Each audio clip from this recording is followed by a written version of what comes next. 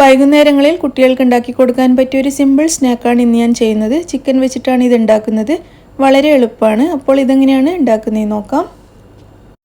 ആദ്യം തന്നെ ഒരു ബൗളെടുത്ത് അതിലേക്ക് 1 ടീസ്പൂൺ വരെ ഇഞ്ചി ഇതുപോലെ ഗ്രേറ്റ് ചെയ്തിട്ടോ ക്രഷ് ചെയ്തിട്ടോ എടുക്കുക. ഇനി ഇതിലേക്ക് 2 ടേബിൾ സ്പൂൺ സോയാ സോസ് ചേർക്കാം.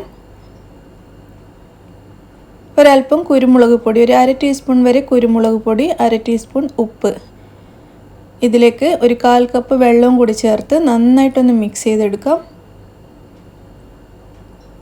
ഇതിവിടെ മാറ്റി വെക്കാം.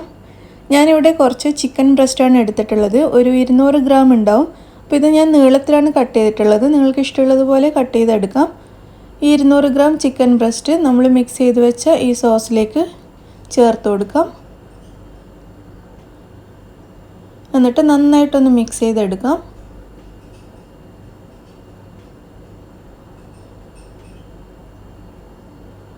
നന്നായിട്ട് മിക്സ് ചെയ്ത് ഈ സോസിൽ ചിക്കൻ മുങ്ങിക്കിടക്കുന്ന രീതിയിലൊന്ന് അമർത്തി വെച്ച് കൊടുത്തതിന് ശേഷം നമുക്കിതിവിടെ അടച്ചു വെക്കാം. ഒരു 10 മിനിറ്റ് അല്ലെങ്കിൽ 15 മിനിറ്റ് ഇതുപോലെ വെച്ചാൽ മതി. അതിനുശേഷം നമുക്ക് ഈ ചിക്കൻ ഫ്രൈ ചെയ്തെടുക്കാം. ഒരു 10 മിനിറ്റ് കഴിഞ്ഞിട്ടുണ്ട്.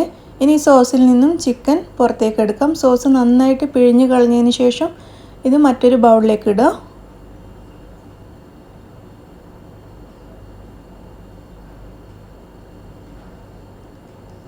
ഇതിലേക്ക് 3 ടേബിൾ സ്പൂൺ കോൺഫ്ലോർ ചേർക്കാം.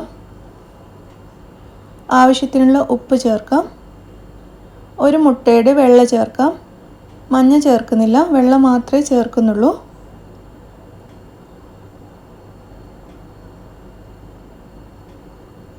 ഒരു ടീസ്പൂൺ മുളക് പൊടി ചേർത്തിട്ടുണ്ട്. ഒരു വെളുത്തുള്ളി ക്രഷ് ചെയ്തിട്ട് ഇട്ട് കൊടുക്കാം. ഒരു വലിയ അല്ലി വെളുത്തുള്ളിയാണ് ഇട്ടിട്ടുള്ളത്. ഇതെല്ലാം കൂടെ നന്നായിട്ട് മിക്സ് ചെയ്തെടുക്കാം. ഇത് നന്നായിട്ട് മിക്സ് ചെയ്തിട്ടുണ്ട്. ഇനി ഇത് നമുക്ക് ഫ്രൈ ചെയ്തെടുക്കാം. ഫ്രൈ ചെയ്യാൻ വേണ്ടി ഒരു ചീനച്ചട്ടിയിലേക്ക് ഓയിൽ ഒഴിച്ചു കൊടുക്കാം. ഓയിൽ നന്നായി ചൂടായിട്ടുണ്ട്. ഇതിലേക്ക് മിക്സ് ചെയ്ത് വെച്ച ചിക്കൻ ഓരോന്നായിട്ട് ഇട്ട് കൊടുക്കാം.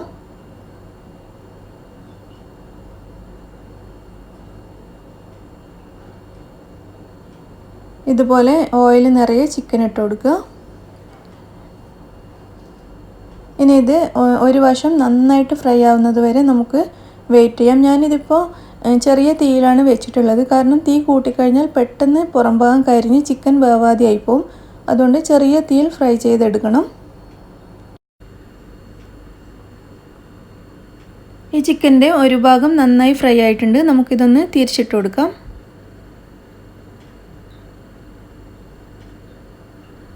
തിരിച്ചിട്ട് ഓയിലിൽ മുങ്ങിക്കിടക്കുന്ന രീതിയിലൊന്ന് പ്രസ് ചെയ്ത് വെച്ച് കൊടുക്കാം.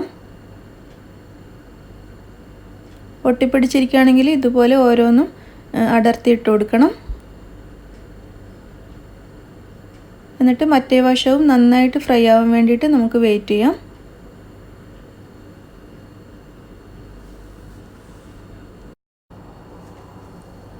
ചിക്കൻ്റെ 2 വശവും നന്നായിട്ട് ഫ്രൈ ആയതിനു ശേഷം ഇതുപോലെ ഒന്ന് ഇളക്കി കൊടുക്കുക. 1-2 മിനിറ്റ് ഇതുപോലെ ഒന്ന് ഇളക്കി ഫ്രൈ ചെയ്തെടുക്കുക.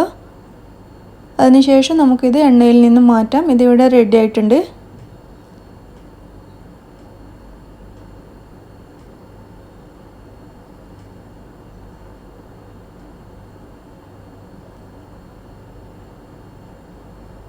നല്ല ടേസ്റ്റി ഫ്രൈഡ് ചിക്കൻ ഇവിടെ റെഡി ആയിട്ടുണ്ട്. ഇതുപോലെ നമുക്ക് മുഴുവൻ ചിക്കനും ഫ്രൈ ചെയ്തെടുക്കാം. അങ്ങനെ നല്ല ടേസ്റ്റി ആയിട്ടുള്ള വൈകുന്നേരങ്ങളിൽ ചായയോടൊപ്പം കഴിക്കാൻ വേണ്ടിയിട്ടുള്ള നല്ലൊരു ഫ്രൈഡ് ചിക്കൻ റെഡി ആയി കഴിഞ്ഞു. കുട്ടികൾക്ക് നല്ലോണം ഇഷ്ടമാവും ഇത്. അപ്പോൾ നിങ്ങളെല്ലാവരും ഇതൊന്ന് ട്രൈ ചെയ്ത് നോക്കുക. ഇഷ്ടമാവുകയാണെങ്കിൽ ലൈക്ക് ചെയ്യാനും ഷെയർ ചെയ്യാനും മറക്കരുത്. നിങ്ങളുടെ അഭിപ്രായങ്ങൾ അറിയിക്കുക. താങ്ക്